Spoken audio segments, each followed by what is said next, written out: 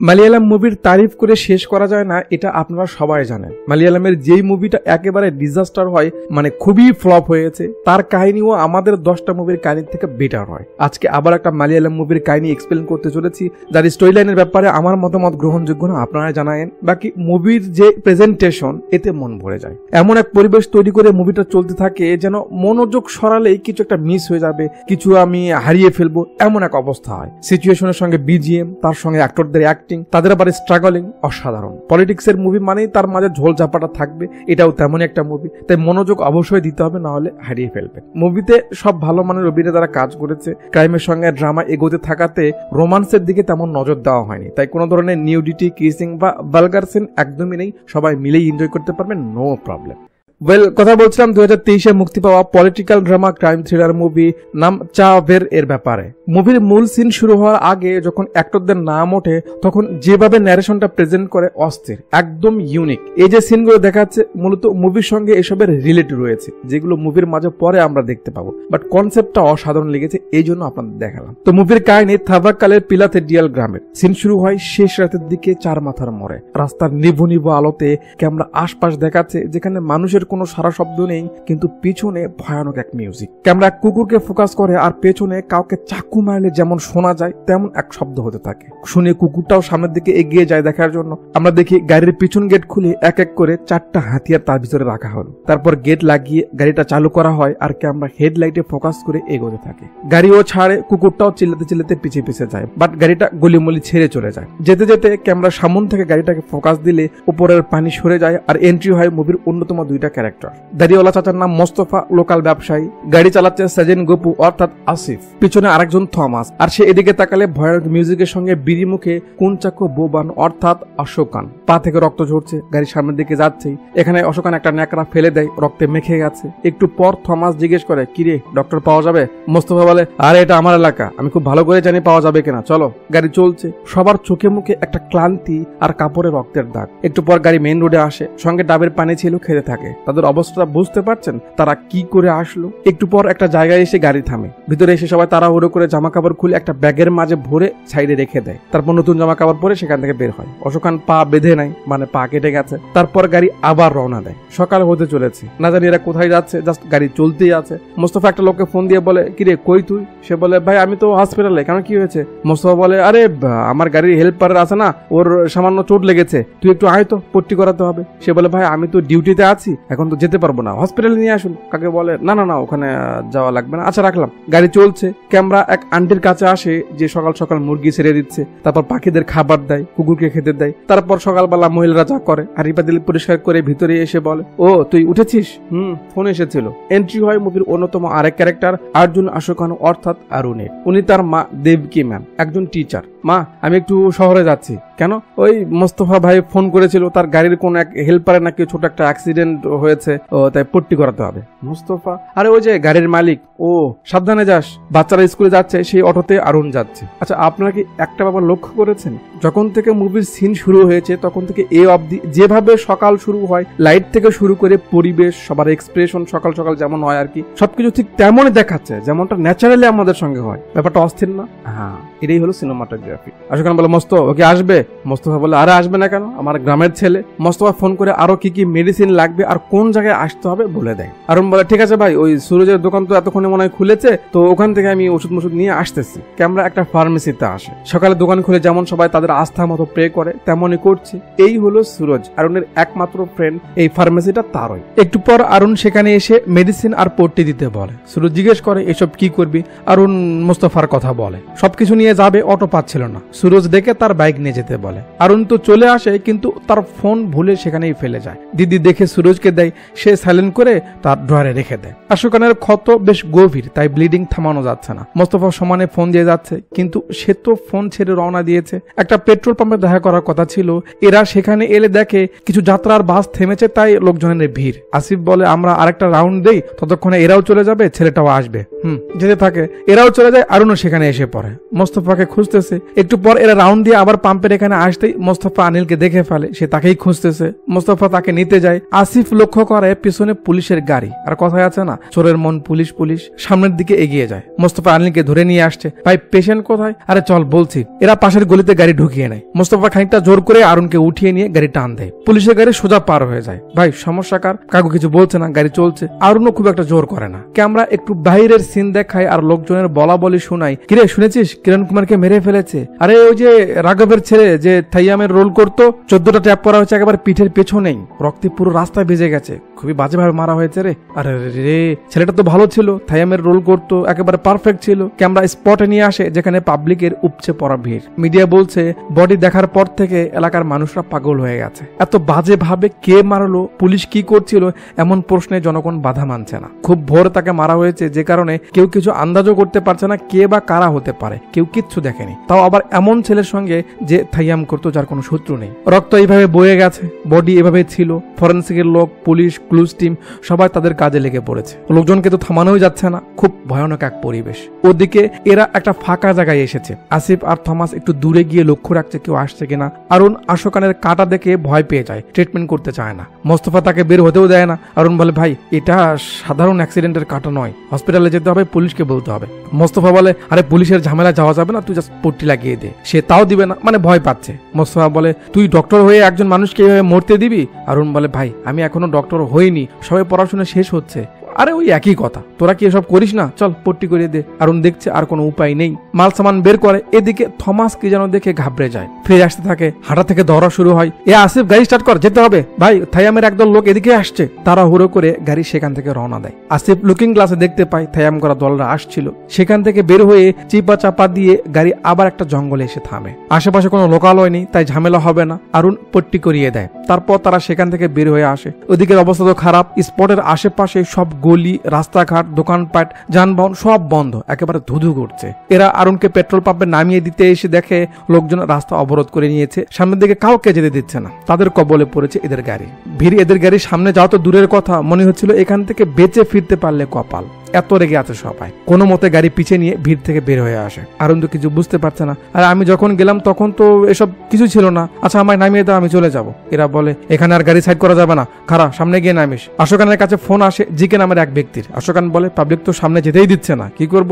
GK বলে, এখন একটু দূরেই থাক, আর ওই পট্টি করা ছেলেটাকে একটু দেখে শুনে নামিয়ে দিস, যেখানে সেখানে যেন নামিয়ে দিস না। ওকে ওকে ভাই। আরুন আবার বলে, ভাই আমাকে নামিয়ে দিন। হে এখানে না, সামনে। ভাই আমার বাইক পাম্পে রেখে এসেছি, মানুষের বাইক কি বলবে? মোস্তফা বলে, তুই বাইক নিয়ে চিন্তা করিস না, ওটা তোর কাছে পৌঁছে যাবে। ভাই বললাম তো, চুপ থাকে। এখন সিন এখানে আসে। এই ভাই সাহেব মোস্তফার ট্রাকের হেল্পার। মোস্তফা একে ফোন করে বলে দেয়, অমুক পাম্পে একটা বাইক আছে, দেখে নে। ঠিক আছে ভাই। আরুন বলে, আমি ফোন ছেড়ে এসেছি, একটা ফোন দাও। আশোকান বাটন ফোন বের করে দেয়। আরে এটা কেন? এখানে তো ফেসবুক, হোয়াটসঅ্যাপ কিছুই নেই। যাচ্ছে তাই, কারো নাম্বার মুখস্থ নেই, কল কর না। ছেলের কারো নাম্বারে মুখস্থ নেই, এগুলা কথা। এখন কি হবে? আচ্ছা গাড়ি কোথায় যাচ্ছে? মোস্তফা বলে, থাইবন না। আরুন বুঝতে পারছে সে বাড়ি থেকে দূরে চলে যাচ্ছে। গাড়ি অলিগলি ঘুরে জঙ্গল মঙ্গল দিয়ে চলে আসে এক ভুতুরে বাড়িতে। গাড়ি ভিতরে এলে সবাই তাদের চাকুগুলো নিয়ে নামছে। সেটা দেখে আরুনের মাথা ঘুরে যায়, মানে মনে হচ্ছিল বমি করবে। থমাস বলে, রক্ত দেখে এমন করছিস? তাহলে ডাক্তার হবে কি করবে? সবাই গিয়ে তাদের হাতিয়ারগুলো এই কূপের মাঝে ফেলে দেয়। কূপটা আর হয়তো ব্যবহার হয় না, তাই কেউ জানবে না। আরুন তো জাস্ট দেখছে কি হচ্ছে এসব। জিজ্ঞেস করে বসে মোস্তফাকে, ভাই কি হচ্ছে? মোস্তফা বলে, তুই এই কথা বলছিস লিডারের ছেলে হয়ে? এসব পার্টির কাজ। আর কি বলছো? কিসের পার্টি? আর কে ওই লোকেরা? আমি তো তাদের আগে কখনো তোমার সঙ্গে দেখিনি। আর কারো কাছে স্মার্টফোন নেই কেন? মোস্তফা বলে, আরে ওপরের কাজ, এসব এমনই হয়। আর আমি ওদের চিনি না, এসব কাজে ফোন কাছে রাখা যায় না, শুধু একজনের কাছে থাকে। আরুন বলে, তার মানে সকালে যে নিউজ শুনলাম সেটা তাহলে তোমরা?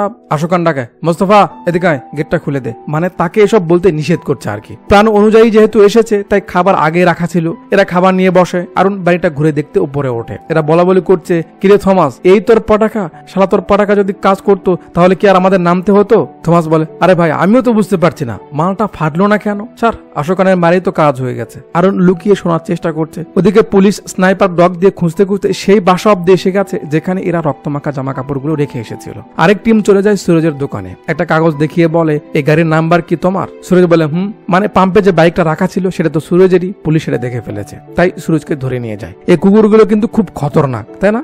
আচ্ছা, মোস্তফার হেল্পার পাম্পে এসে বাইকের খোঁজ করলে জানতে পারে বাইকটা পুলিশ নিয়ে গেছে। পুলিশ সুরজকে জেরা করছে তার বাইক পাম্পে কি করে গেল। ক্রাইম স্পট থেকে মাত্র 2 কিলো দূরে এতক্ষণ ধরে বাইকটা দাঁড়িয়েছিল কেন? সুরজ বারবার একই কথা বলে, বাইক তারই, কিন্তু সে কিছু জানে না কি করে ওখানে গেল। কিরে, তুই কি পার্টির সঙ্গে জড়িত? না, এমন ব্যাকগ্রাউন্ড পাওয়া যায়নি। বারবার যখন সে একই কথা বলছিল সে কিছু জানে না। অফিসার রেগে গিয়ে এক সময় তাকে এমন জোরে একটা চটকানা মারে সে চটকে পড়ে যায়। অফিসাররা চলে যায়, ওদিকে আরুন ঘুরে ঘুরে দেখছে। আশোকান মোস্তফাকে বলে, ওকে যেসব বলছিস ও কাউকে বলবে না তো? মোস্তফা বলে, আরে না না, ও সে ধরনের ছেলে না। ওর বাবাই আমাদের এলাকাতে প্রথম পার্টির কাজ শুরু করেছিল, সেই ছিল আমাদের প্রথম এমএলএ। ওর মা দেবকী ম্যাডাম পার্টির বড় পদে ছিল, কিন্তু আরুনের বাবা মারা যাওয়ার পর সে পার্টি থেকে আনঅ্যাক্টিভ হয়ে গেছে। ছেলে ঘুরতে ভালোবাসে, আমার সঙ্গে মাঝে মাঝে মাইসুর যেত, আর সেখান থেকে আমাদের মাঝে ভালো সম্পর্ক। আমায় খুব ভরসা করে। আশোকান জিকে নামের সেই লোকটাকে বারবার ফোন দিচ্ছে, কিন্তু নাম্বার বন্ধ বলছে। আরুন উপরেই ঘোরাফেরা করছে, এরা সবাই বসে গেছে পানি নিয়ে। কথা আবারও থমাসের ব নিয়ে ওঠে, মানে বটা ফাটেনি, ফাটলে এত ঝামেলাই হতো না, কাজটা খুব সহজেই হয়ে যেত, কিন্তু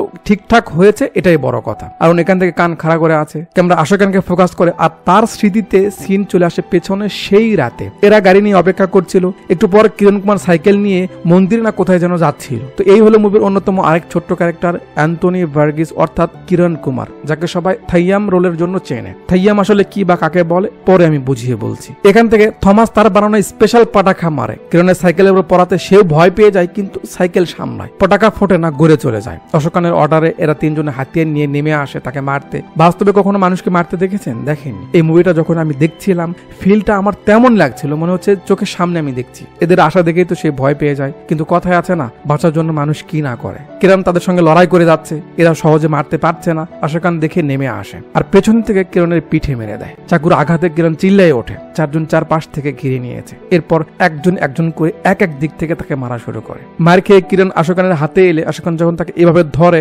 কিরণের চোখ জলজল করছে। জিজ্ঞেস করে, ভাই কে তোমরা, আমাকে কেন মারছো? মানে সে জানেই না তাকে কেন মারা হচ্ছে। এটা তো আরো কষ্টের ব্যাপার। আশোকান তাকে একটা লাথি মেরে ফেলে দেয়। কিরণ বুঝতে পারে এরা তাকে ছাড়বে না। হাতের কাছে টিফিন বাটি পায়, সেটা দিয়ে আসিফকে মেরে দেয় যাতে তার চাকুটা পড়ে যায়। সে সেটা হাতে নিয়ে উঠে দাঁড়াবে, আশোকান আবার একটা মেরে দেয়। কিরণ চটকে যাচ্ছে, সেই অবস্থাতে মোস্তফা কিরণের হাতে লাথি মারে যাতে তার চাকুটা চটকে এসে আশোকানের পায়ে এভাবে লেগে যায়। এখন নিজের পায়ে লেগেছে, এই জন্য ব্যথাটা অনুভব করতে পারছে।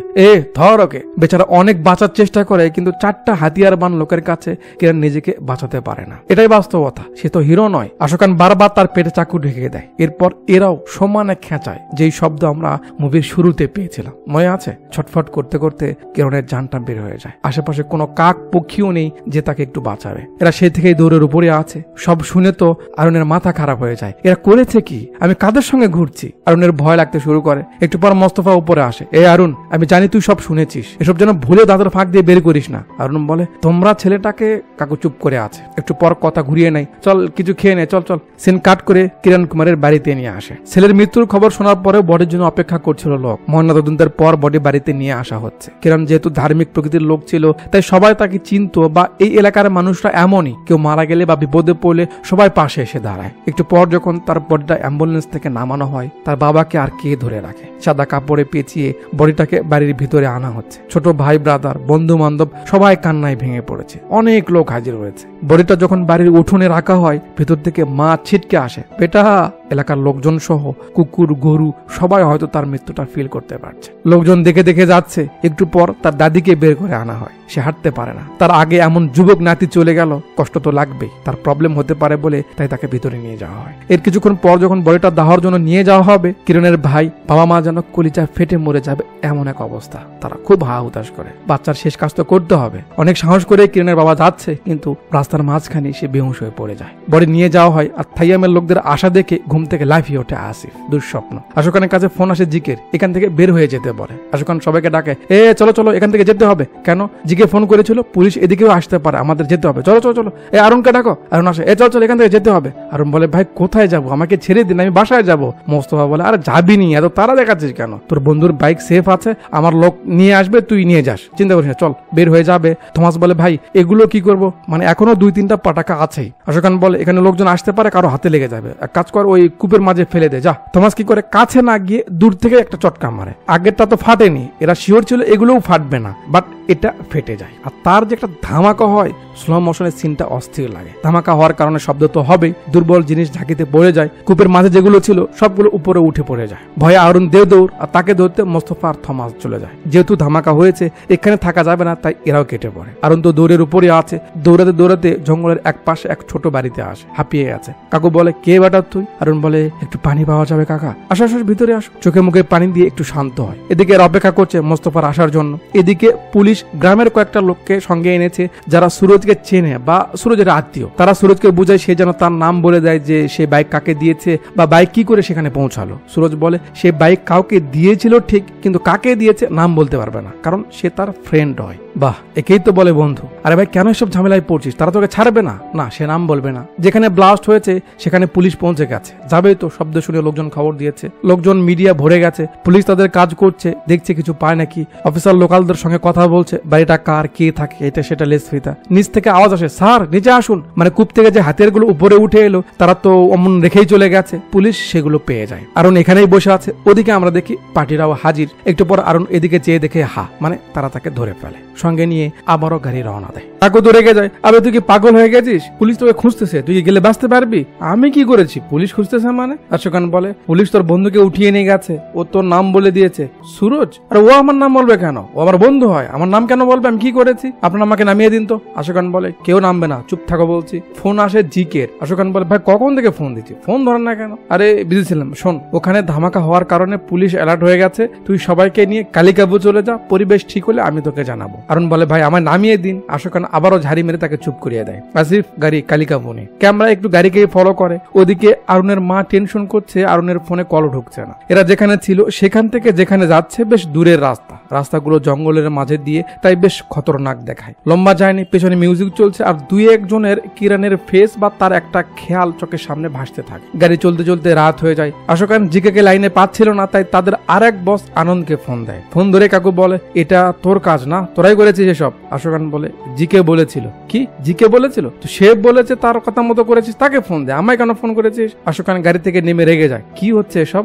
আপনি মনে হয় কিছু জানেন না, এটা কি প্রথম নাকি? দেখুন, আপনারা যদি চালাকি করার চেষ্টা করেন আমি বলে দিচ্ছি, সব ডকুমেন্ট কিন্তু আমার কাছে আছে। কাকু সুর পাল্টে নেয়, আরে তুই রাগ করছিস কেন? আমি জিকের সঙ্গে কথা বলছি, তুই কালিকাবু যা, আমি তোকে আপডেট জানাচ্ছি। গাড়ি ছাড়ে। আরুনের একটা বড় ভাইও আছে, যে কি যেন একটা জব করে, কাজ শেষে রাতে বাসায় ফিরে। আন্টি জিজ্ঞেস করে, কিরে কিরণ ছেলেটাকে যে এইভাবে মারা হলো, নিশ্চয় এখন হরতাল হবে তাই না? সে বলে, হওয়া তো উচিত, এইভাবে কি কেউ কাউকে মারতে পারে? আচ্ছা তোর ভাই ফোন ধরছে না কেন? রাত হয়ে গেলে এখন আসছে না। বড় ভাই বলে, নিশ্চয় বন্ধুদের সঙ্গে আড্ডা দিচ্ছে, তো তুমি চিন্তা করো না, চলে আসবে। এদের গাড়ি এখানে থামে, গাড়ি চেঞ্জ করতে হবে। আসিফ আর সামনে যাবে না, জিকে অন্য গাড়ির ব্যবস্থা করেছে, সেটাতে করে এরা বাকি রাস্তা যাবে। আর আসিফের গাড়ির সঙ্গে যেতে চায়। অশোকান নিষেধ করে যে সে নাকি অন্যদিকে যাবে, ওই গাড়িতে যাওয়া যাবে না। এই গাড়ি আবার রওনা দেয়। আনন্দ কাকু আবার ফোন করে আশোকানকে বলে যে এই গাড়ি করে তোমরা কালিকাবু যাও, আর মাঝে জিকে থমাসের জন্য একটা লোক পাঠিয়েছে, ওকে ওদের সঙ্গে পাঠিয়ে দাও, জাস্ট ওকেই পাঠাবে, অন্য কাউকে না, ঠিক আছে? খানিকটা পথ আসার পর সামনে একটা গাড়ি দাঁড়ানো দেখে। ব্যাপারটা বেশ ভয়েরও, কারণ পুলিশও তো হতে পারে। এরা ভালো করে দেখে।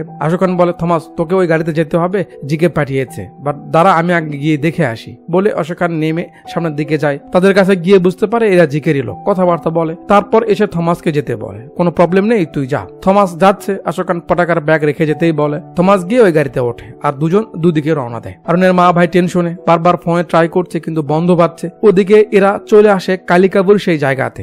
গেট খুলে ভিতরে আসে। এমন বাড়ি যারা কোথায় পায়, মানুষ কি করে থাকে এখানে? যাক, ম্যাচ লাইট জ্বালিয়ে আশোকান আগে মেইন সুইচটা চালু করে দেয়, মানে এখানে বিদ্যুতের লাইনও আছে। গুড। বাইরে খুব কুয়াশা, পাহাড়ের উপরে বাড়ি, তাই এই শীত একটু বেশি। আশোকান আগুন জ্বালায়। মোস্তফা রান্না করছে, আরুন বসে বসে কাঁপছে। আশোকান আগুনের কাছে আসতে বলে। আনন্দ জিকে ফোন করে বলে, আশোকান তো রেগে গেছে রে। তাদের মাঝে আরো কিছু কথা হয় যেগুলো আমাদের শোনানো হয় না। কাকু বলে, ঠিক আছে, আমি ওদের সঙ্গে কথা বলছি, দেখি কি করা যায়। বলে সে একটা জায়গায় আসে যেখানে তার মতো আরো দু একজন লোক আমরা দেখি। এই কাকু বলে, মোস্তফা আর আশোকান পার্টির জন্য অনেক করেছে, তাদের সঙ্গে। আনন্দ বলে, দেখ ভাই, এটাই সুযোগ, আর তাছাড়া এটাও তো পার্টির জন্যই নাকি? বাকিরা বলে, ঠিক আছে, তুমি যা ভালো মনে করো করো। কাকু একটা বিড়ি ধরায় আর সিন কাট করে আসিফের কাছে আসে। তার বউ তাকে ফোন করে, কি হলো, ফোন বারবার বন্ধ বলছিল কেন? আরে একটু বিজি ছিলাম তাই, মানে কাজের আগে ফোন তো জমা নেওয়া হয়েছিল, কাজ শেষে ফোন ফেরত দেওয়া হয়েছে। বউয়ের সঙ্গে কথা বলছে, আমি আসছি, তুমি খাবার রেডি করো। ছোট ওস্তাদ কি করে, মানে তার একটা বাবুও আছে। কথা শেষ করে ফোনটা রেখে গাড়ি চালাচ্ছে। পেছন থেকে একটা লরি এসে আসিফের গাড়িকে এত জোরে ধাক্কা ধাক্কা দেয়,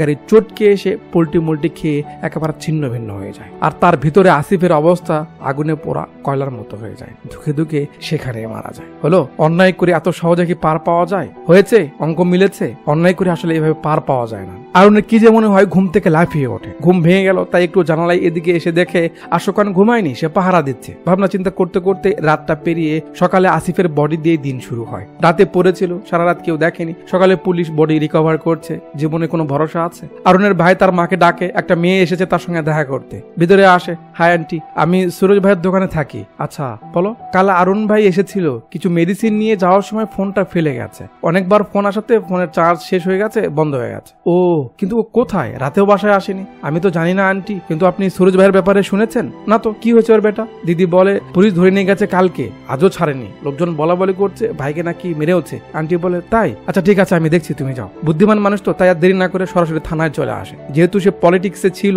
আবার এলাকার সম্মানিত টিচার, তাই সবাই তাকে চিনে। সে তাকে দেখে তো খাওয়া বন্ধ করে দেয়। আরে ম্যাডাম ম্যাডাম, আসুন আসুন, ভিতরে আসুন। মানে পার্টিতে তার এখনো পাওয়ার আছে। আন্টি এখানে আসার কথা উপর মহল থেকেই জানিয়েছে। আন্টি বলে কাল একটা ছেলেকে ধরে এনেছো, কোথায় সে? জি ম্যাডাম, আছে তো, ডাকুন ওকে।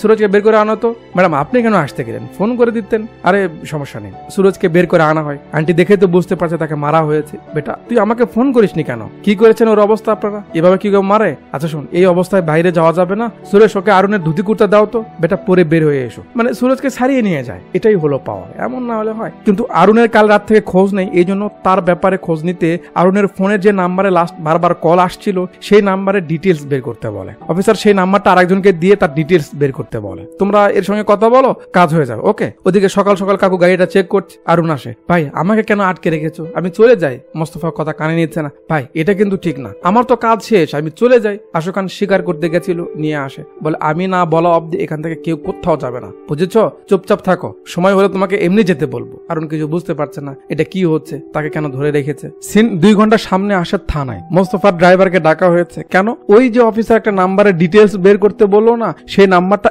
এর নামে রেজিস্টার ছিল। কিরে এই নাম্বারটা কার, কবে থেকে ইউজ করছি? সে বলে স্যার এটা তো মোস্তফা ভাই ব্যবহার করে, আমার আইডি দিয়ে উঠিয়ে নিয়েছে। মোস্তফা কোথায় এখনো? কই থাকবে, দোকানে নয়তো বাড়িতে। অফিসার মোস্তফার খোঁজ নিতে বলে। রাতে কয়েকজন পুলিশ মোস্তফার বাড়িতে আসে। দোকান বাসায় খুঁজে মুজে কোনো কিছু পায় না, সন্দেহজনক কোনো কিছু দেখাও যায় না। একটু পর মোস্তফার বউ জিজ্ঞেস করে, জানাব কি হয়েছে? কাকু বলে মোস্তফা কই? আন্টি বলে সে তো মাইসুর গেছে ফল নিতে। মাইসুর গেছে নাকি অন্য কোথাও? আমাকে তো মাইসুরের কথা বলেই গেছে। ফোন করেছিল? জি করেছিল, আজ রাতেই নাকি বাড়িতে আসবে। কাকু মোস্তফা যে নাম্বার থেকে ফোন করেছিল সেই নাম্বার আর মোস্তফার বইয়ের নাম্বার নিতে বলে। আর হ্যাঁ, ও ফোন করলে আমাদের জানাবে, ঠিক আছে? সিন এখানে আসে। এই শীতের মাঝেও কাকু আরুনকে বাইরে নিয়ে এসেছে মোবাইলের নেট খুঁজতে। ভাই আমাকে তো যেতে দিচ্ছ না, আমার বাড়িতে সবাই টেনশন করছে না? মোস্তফা বলে আরে দাঁড়া, ফোন করছি, বলে দিচ্ছি এখনই। এই তো এসেছে, নেট এসেছে। ফোন দেয় তার বউয়ের কাছে। কি খবর? আরে তুমি কই বলো তো? পুলিশ এসেছিল বাসায়, তোমার খোঁজ করছে। মোস্তফা কথা কাটিয়ে দেয়, আরে এমনি গাড়ি নিতে এসেছিল হয়তো। তোমরা কি খবর, ঠিকঠাক আছো? আমার মেয়ে কই? হ্যাঁ আমরা ঠিকই আছি। তোমার মেয়ে আর কই থাকবে, দরজা লাগিয়ে শুয়ে আছে, মন খারাপ। কেন? ওর একটা বান্ধবী আজ গলায় দড়ি দিয়ে মারা গেছে। ও আচ্ছা, ওই ম্যাডামের ছেলে কি তোমার সঙ্গে আছে? ওর ভাই এসেছিল।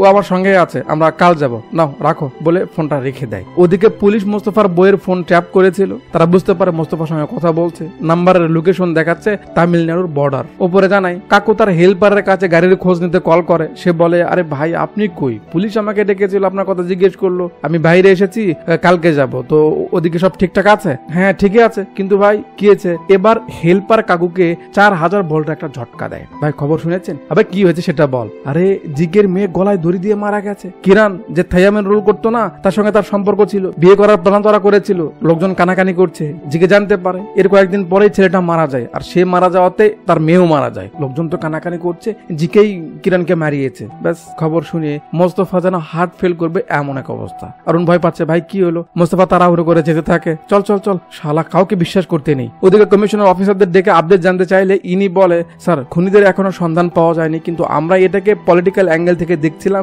এজন্য লেট হয়েছে। বাট এখন জানতে পারলাম এটা পলিটিক্সের ব্যাপার না, জিকের পার্সোনাল ম্যাটার। তার মেয়ের সঙ্গে কিরানের সম্পর্ক ছিল, সেটাকে মানতে পারেনি। কমিশনার জিজ্ঞেস করে কে এই জিকে? পাশ থেকে একজন বলে স্যার নাম্বিয়ার কাস্টের, আর ছেলেটা ছোট জাতের ছিল। কমিশনার চেয়ে থাকে আর সিন এখানে আসেন। অশোক খানের কাছে তার একটা লোক ফোন করে খবর দেয় এই ব্যাপার, তোদের যে ড্রাইভার ছিল আসিফ ও কিন্তু মারা গেছে। কিভাবে? সে বলে ট্রাক ঠুকে দিয়েছে। সবাই বলা বলি করছে এটা জিকেরই কাজ। কি যাতা বলছিস? সত্যি বলছি। ওর মেয়ে আর কিরণ যাকে তোরা মেরেছিস দুজনের মাঝে সম্পর্ক ছিল। জিকে জানতে পেরে রাস্তা থেকে তাদের সরিয়ে দিতে তোদের দিয়ে এই কাজটা করেছে, তোদের ইউজ করেছে, সাবধানে থাকিস। অশোক খান যেন আকাশ থেকে পড়লো, খুব অবাক হয়, কারণ তারা যা করে পার্টির জন্য করে, পার্টি একদিন তাদের দিকে দেখবে এমনটা ভেবে তারা পার্টির জন্য কাজ করে এসেছে। মোস্তফা আরো ভেঙে পড়ে। আরুন জিজ্ঞেস করে ভাই কি হয়েছে, এমন করছো কেন? মোস্তফা বলে তোর বাবা ঠিকই বলতো রে, রাজনীতিতে কাউকে চোখ বন্ধ করে বিশ্বাস করা বোকামি। শালা জিকে আমাদের ধোকা দিয়েছে। শোন এই নে টাকা, তুই এখান থেকে এক্ষুনি চলে যা, জঙ্গল থেকে বের হতে গাড়ি পাবি, বাড়ি যা, গিয়ে তোর মাকে সব খুলে বলিস। যা। না ভাই আমি তোমাকে ছেড়ে যাবো না, তুমিও চলো। আরে তুই যা, আমি আসছি, যা। কেমন একটু জুম আউট করে আর আমরা দেখি বন্দুকের নল, দুজন দুদিকে যাচ্ছে। হামলা হয় মোস্তফার উপর। আশোক খান শব্দ শোনে, মিস হয়েছে, বাট মোস্তফা পড়ে গেছে। আরুন তো চিল্লাচ্ছে। আশোক খান কিছু বুঝে ওঠার আগেই তার উপরও হামলা হয়। আরুন দৌড়ে মোস্তফার কাছে আসছে, তার উপরও গুলি চলে। মানে চারদিক থেকে এদের ঘিরে নেওয়া হয়েছে। শুরু হয় হামলা, বাট দূরত্ব বেশি বা কুয়াশার কারণে টার্গেট বারবার মিস হতে থাকে। আশোক খান বাসার ভিতরে ঢুকে যায়। তারপর আমরা একটু একটু করে তিনজনকে দেখায়, আর পেছনে যে একটা মিউজিক লাগায়, উফ কঠিন। ওদের বন্দুকের হাত থেকে কোনো মতো বেঁচে মোস্তফা ভিতরে আসে। আরুন বাইরেই থাকে। মোস্তফা গিয়ে গানটা নিয়ে নেয়, যেটা দিয়ে আশোক খান স্বীকার করলো। সামনের দিকে তাক করে আছে। কে সামনে? দেখি আশোক খান। মোস্তফার কথা, সেও তাকে ধোকা দিয়েছে। তখনই আবার আশোক খানের উপরও গুলি চলে। সে বাঁচার চেষ্টা করে, তারপর বলে যদি আমি তাদের সঙ্গে মিলে থাকতাম তাহলে আমায় কেন মারতে চাইছে? আমরা দুজনেই ফেসে গেছি, জিকে আমাদের ফাঁসিয়েছে, এসব তারই লোক। আরুন কোথায়? মোস্তফার মনে পড়ে সে তো তাকে বাইরেই রেখে এসেছে। একটু অমনোযোগী হয়েছে, এর মাঝে একটা বুলেট এসে তার শোল্ডারে লেগে যায়, চটকে এসে পড়ে। স্লো মোশনের সিনগুলো দেখায়, ভালোই লাগে, বাট আমরা তো সেভাবে দেখাতে পারছি না। মোস্তফা গান আশোক খানকে দেয়, আর এবার গান পেয়ে আশোক খান শুরু করে উল্টো ডিজে বাজানো। আয় কে আসবে আয়। মোস্তফা আরুনকে বাঁচাতে বলে। মোস্তফা সাইডে এসে আরুনকে ডাকতে থাকে, আরে বোকা, এরা ঘিরে আছে, তোকেও শুনতে পাবে, একেও দেখতে পাবে। তাই হয়। আশোক খানের ডাক শুনে তার উপরও গুলি চলে। যাক, এভাবে লম্বা একটা শুটিং সিন হয় এখানে। আশোক খান যতটা পারছে মারছে। এরা মোটামুটি অনেক লোকই এসেছিল, আস্তে আস্তে কমছে। আরুন নিজেকে বাঁচানোর চেষ্টা করে যাচ্ছে। চলতে চলতে এক পর্যায়ে এসে আশোক খানের হাতেও বুলেট লেগে যায়। তারপরও সে থেমে থাকে না, কিন্তু বুলেট যেহেতু লেগেছে যন্ত্রণা তো দিবেই। দুজন একটু রেস্ট নিচ্ছে। বাইরে থেকে একজন তাদের ফলো করছে। মোস্তফা তাকে দেখে ফেলে, সরে যাবে, এর মাঝেই সে গুলি মেরে দেয়। মোস্তফার বুকে লাগে। আশোক খান তাকে মারতে সামনে আসে, বুলেট তাকেও লাগে, কিন্তু সে যেটা মেরেছিল সেটাও কাজ করে। গলির মাঝে দুজন পড়ে থাকে। যেভাবে লেগেছে আর বাঁচার উপায় নেই যদি এখনই হসপিটালে না যায়। আরুন এখনো ঠিকঠাক আছে, সে চেষ্টা করছে বাড়ির ভিতরে আসার। দুজনে খুব কষ্টে উঠে বসে, রক্তে হাতে লাল হয়ে গেছে, ব্যথায় শ্বাস নিতে পারছে না। দুজনের অবস্থা দেখে একটু কষ্টই লাগছে। কত না বাঁচার চেষ্টা করলো, কিন্তু হলো কই। আশোক খান বলে জানিস মস্ত, যখন আমি ছেলেটাকে মারছিলাম সে এমন ভাবে আমার দিকে তাকিয়েছিল, মনে হচ্ছিল থাইয়াম আমার সামনে। তার ওই চেহারা, তাকানো ইনোসেন্ট ফেসটা যেন আমার কলিজা চিরে দিচ্ছিল, কিন্তু আমরা অন্ধ ছিলাম। মস্ত তার অবস্থা চোখের সামনে দেখতে থাকে যে সে যখন তাকে মারছিল মনে হচ্ছিল থাইয়ামকে মারলো। সিনগুলো বেশ লাগে। তো এখানে আমি থাইয়ামের ব্যাপারে আপনাদের একটু বলি। সাউথের অনেক অংশে দেইভাম শব্দটা ব্যবহার করা হয়, যার মানে হলো ঈশ্বর। সেখান থেকে এই থাইয়াম শব্দটা এসেছে। ভট্টকরমান, কাথিবানুর বিরান, বিষ্ণুমূর্তি থাইয়াম, মুচিলন্ডা ভাগাবাতি এবং শ্রী মুত্তাপ্পান সহ এমন প্রায় 400 ধরনের থাইয়াম রয়েছে, যা মন্দির এবং মালাবারের পবিত্র গ্রহের সঙ্গে যুক্ত। উত্তর কেরালা, কর্ণাটকা, টুলুনাড়ু, সাউথের এমন আরো কিছু অংশে প্রচলিত একটি হিন্দু ধর্মীয় আচার, যেখানে নির্ধারিত গোষ্ঠীর লোক পারফর্ম করে। পারফর্ম করার সময় যে রূপ তাকে দেওয়া হয় এবং পারফরমেন্সের মাঝে যে একটা অনাকাঙ্ক্ষিত পরিবর্তন আসে, সেটাকেই থাইয়াম বলে। থাইয়ামকে তারা নিজেদের দেবতার একটি চ্যানেল হিসেবে বিবেচনা করে এবং তার মাধ্যমে ঈশ্বরের কাছ থেকে আশীর্বাদ চায়। কান্তারা মুভিতে দেখানো হয়েছিল, মনে আছে? ওইটাও থাইয়াম, কিন্তু ওটাকে বলে ভূতাকলা। আচ্ছা, কথায় আছে না, মরার আগে মানুষ আজরাইলকে দেখতে পায়, এদের সঙ্গেও ব্যাপারটা তেমনই হচ্ছে। আর কোনো মতে এখানে আসে আর মোস্তফার অবস্থা দেখে ব্যস্ত হয়ে যায়। ভাই কি হলো এটা? চলো চলো আমরা হসপিটালে যাই। মোস্তফা বলে তোকে শুধু শুধু ফাঁসিয়েছি আমি ভুলে গেছি যে তোর বাপ পার্টির জন্য কি না করেছে, তারপরেও তাকে মরতে হয়েছে। তুই এখান থেকে চলে যা, তোকে বাঁচতে হবে। আশোক খান গাড়ির চাবি দেয়, তাড়াতাড়ি এখান থেকে বের হয়ে যা বলছি। উপায় না পেয়ে সে চলে যায়। তাড়াহুড়োর কাজ কেমন হয় জানেনি তো, গাড়ি স্টার্ট নিচ্ছে না। ওদিকে এরাও আসছে, স্টার্ট নেয়, এরা শুটও করে, কিন্তু লাগে না। আরুন গাড়ি দিয়েই সারাদিন একটু দৌড়ানির উপর রাখে, তারপর সেখান থেকে বের হয়ে যায়। এরা বলাবলি করছে পৃথিবীর সবার উপর ভরসা করা যায়, কিন্তু কারোর উপর চোখ বুঝে ভরসা করলে ঠকতে হবে। কথা বলতে বলতে মোস্তফার জানটা বের হয়ে যায়, আর তার কিছুক্ষণ পর আশোক খানও মারা যায়। একেই বলে পাপ বাপ কেউ ছাড়ে না। কিরণের সঙ্গে তারা যা করেছে তাদের সঙ্গেও ঠিক তেমনটাই হলো। আরুন যাচ্ছে, পাশ থেকে একটা গাড়ি তাকে ধরতে আসছে, বাট আরুন আগে গেট পার হয়, পাশে পাশের গাড়ি গেট পার হতেই তাতে আগুন ধরে যায়। আরুন বের হয়ে আসে, পেছনের গাড়িটা একেবারে পুড়ে যায়। ক্যামেরা দূর থেকে সিনটা দেখায় আর ডিরেক্টরের নাম দেখিয়ে মুভিটা এখানেই শেষ করে দেয়। মানবিক সমাজে বসবাসের অন্যতম সূত্র হলো ভরসা, বিশ্বাস। একে অন্যকে বিশ্বাস করা, করতেই হবে, স্কিপ করার কোনো উপায় নেই, নো ওয়ে। অথচ ভরসা বা বিশ্বাসের ফলাফল হলো আপনি কাউকে যতটা ডিপলি ভরসা করবেন, বিশ্বাস করবেন, পিছনে বাঁশ তত আইক্যাওয়ালা যাবে। বিশ্বাস না করে চলা যাবে না, আবার বিশ্বাস করলে ধোকা খাওয়ার জন্য রেডিও থাকতে হবে। আজব না ব্যাপারটা? এর থেকে বনের জানোয়াররা ভালো না, পোষা কুকুর ভালো না, বাট কিছু করার নেই। যতটা পারেন মানুষকে ডিপলি বিশ্বাস করা থেকে বেঁচে থাকবেন। ভরসা করবেন কিন্তু চোখ বন্ধ করে না। আর যদি কাউকে নিজের থেকে বেশি ভরসা করেন, বিশ্বাস করেন, তো মনে মনে এর জন্য প্রস্তুত থাকেন যে তার কাছ থেকে লম্বা একটা বাঁশ খাবেন।